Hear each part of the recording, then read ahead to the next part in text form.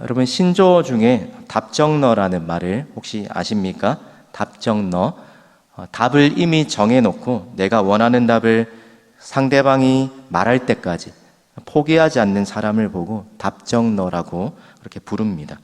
그러면 쉽게 말하면 남의 말은 들으려 하지 않고 듣고 싶은 말만 듣는 사람을 가리키는 말이 이 답정너라는 이 말 속에 담긴 의미입니다.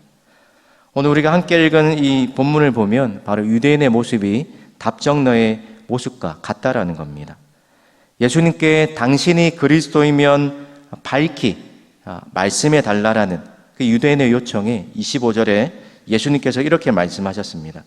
예수께서 대답하시되 내가 너희에게 말하였으되 믿지 아니하는도다.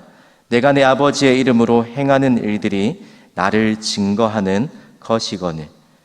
유대인들이 예수님의 말을 믿지 않았다는 겁니다. 오늘 본문에서 또 예수님 앞에 유대인들이 보이는 또 다른 반응을 보게 되는데요. 예수님이 나와 아버지는 하나이다라는 이 말씀 앞에 유대인들이 반응이 어떻습니까? 31절 말씀을 보세요. 31절입니다. 유대인들이 다시 돌을 들어 치려 하거늘. 그리고 나서 33절에 또 이렇게 예수님께 대답합니다. 우리 33절 말씀을 함께 읽겠습니다. 시작. 유대인들이 대답하되 선한 일로 말미암아 우리가 너를 돌로 치려는 것이 아니라 신성모독으로 인함이니 내가 사람이 되어 자칭 하나님이라 함이로라.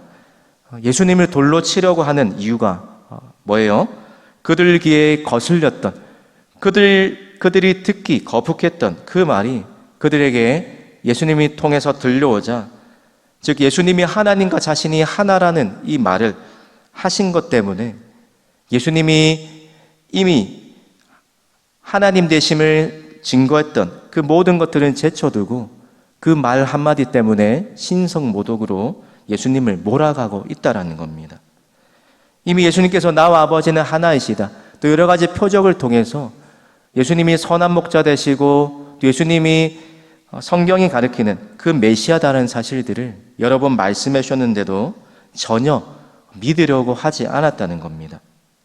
왜요? 이미 예수님을 적대시하는 그 마음이 그 마음 가운데 자리 잡고 있었기 때문이라는 겁니다.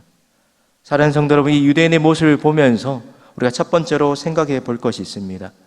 바로 답정너, 이미 내가 원하는 답을 세워놓고 그것들을 듣지 못하면 받아들이지 않는 이 답정너와 같은 모습이 저와 여러분 가운데도 있지 않은지를 돌아보아야 한다는 것입니다. 내가 가진 이 유한한 기준, 또 내가 이미 가지고 있는 어떤 전제나 선입견을 가지고 하나님의 말씀 앞에 그 말씀을 내가 판단하고 이미 결론 내리는 잘못에 빠지지 않도록 주의해야 한다는 것입니다. 바라기는 오늘도 우리가 하나님 말씀 앞에 답정너의 자세가 아니라 겸손히 청종하고 그 말씀 앞에 순종하며 살아가시는 주님의 백성 되시기를 예수님의 이름으로 축복합니다. 오늘 또 한 가지 살펴볼 것이 있는데 바로 유대인들의 질문에 예수님이 하신 그 대답 속에 힌트가 들어 있습니다. 오늘 유대인들의 질문에 예수님이 하신 말씀, 오늘 우리가 두 번째로 기억해야 할 사실이 있습니다. 바로 진리는 말이 아니라 뭘로 증명될까요? 진리는 말이 아니라 저를 한번 따라해 주겠습니까? 삶으로 증명하라. 그럼 진리는 말이 아니라 삶으로 증명되어야 한다라는 것입니다. 여러분, 의사소통을 연구하는 그 학자들에 따르면 설득을 할 때 영향을 미치는 요소를 연구하니까 언어 외적인 요소가 그런 말의 논리보다 더 영향력이 크다라는 그런 연구 결과가 나왔다는 겁니다. 즉 언어 외적인 요소, 말하는 사람의 표정이나 태도나 또 그 사람과의 관계나 경험 등이 그 사람이 하고 있는 그 말의 논리나 그 언어 그 자체보다 더 많은 영향을 미치더라는 것입니다. 그래서 특별히 이해나 수용이 어려운 그 말 앞에서 더욱 그러하다는 그 연구 결과가 있습니다. 그러면 초대교회가 로마 제국에 엄청난 파문을 일으켰던 그 구호가 있는데 바로 우리의 말을 믿지 못하겠으면 우리가 사는 모습을 보라라는 이 구호였습니다. 여러분, 이 말처럼 진리는 말만으로만 전해질 수가 없다라는 것입니다.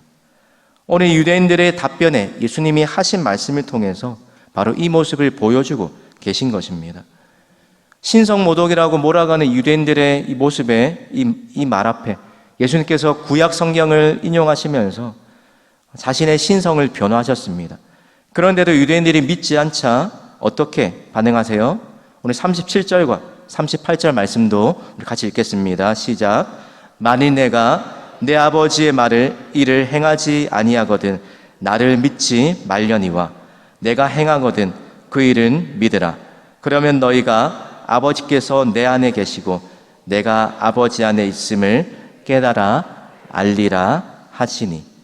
예수님 자신을 받아들이기 힘들다 할지라도 자신을 통해 행해지는 이 하나님의 일을 보고 내가 하나님과 하나라는 사실을 믿으라고 말씀하십니다. 반대로 만약 자신이 하시는 일이 하나님이 하시는 것으로 그것에 어울리지 않는 것이라면 믿지 않아도 좋다라고 자신 있게 말씀하고 계시더라는 것입니다. 여러분, 유대인들은 이런 예수님의 말씀을 듣고도 예수님을 믿지 않고 돌로 치려하고 잡으려고 했습니다. 그런데 오늘 본문 마지막에 나타나는 이 요단강 건너편에 있던 많은 사람들은 유대인들의 모습과 상반된 모습을 보였습니다. 42절입니다. 그리하여 거기서 많은 사람이 예수님을 믿으니라. 여러분, 어떻게 이 사람들이 예수님을 믿을 수 있었을까? 41절 말씀입니다. 요한이 이 사람을 가리켜 말한 것은 다 참이라 하더라. 예수님이 말로만 진리를 가르치지 않으시고 요한이 메시아에 대해서 이러이러한 분이라고 이야기했던 그 말씀 그대로, 그 모습 그대로 살아가셨기 때문에 바로 예수님의 모습을 보고 또 이 요한이 증거한 또 요한의 이 모습을 보고 그 말이 믿을 만하다라고 결론 내렸다는 것입니다. 사랑하는 성도 여러분, 우리의 불신과 믿음을 이 둘 사이를 가르는 것, 오늘 함께 살펴본 것처럼 하나님 말씀 앞에서 우리가 어떤 태도를 취하고 있느냐에 따라서 불신이냐 또 믿음이냐 반응이 달라지게 됩니다. 또 뿐만 아니라 말이 아닌 삶으로 우리의 믿음을 증명하고 있느냐에 따라서 이 둘 사이가 갈라진다는 것입니다. 오늘 예수님의 모습처럼 저 여러분의 모습도 삶 또한 말로만 복음을 전하는 그런 사람이 아니라 우리의 삶으로 복음의 또 진리의 향기를 드러내며 살아가시는 그런 참된 예수님의 제자 되시기를 우리 주님의 이름으로 축복합니다. 우리 함께 화면에 있는 기도 제목을 함께 읽겠습니다.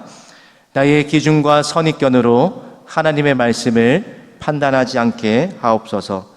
진리를 말이 아닌 삶으로 증명하는 예수님의 제자가 되게 하옵소서. 아멘. 기도하겠습니다. 하나님 아버지, 오늘 우리의 모습 속에도 유대인과 같이 영적인 무지함과 또 하나님 말씀 앞에 우리의 어떠함으로 미리 결론 내리는 모습이 있지 않게 하여 주시옵소서. 또 우리의 삶과 우리의 행동이, 우리의 말이 전도지가 되게 하셔서 예수님을 모르는 이 세상 가운데에 말뿐만이 아닌 삶으로 복음을 증거할 수 있는 예수님의 제자된 삶 살게 하여 주시옵소서. 감사드리며 예수님의 이름으로 기도드립니다. 아멘.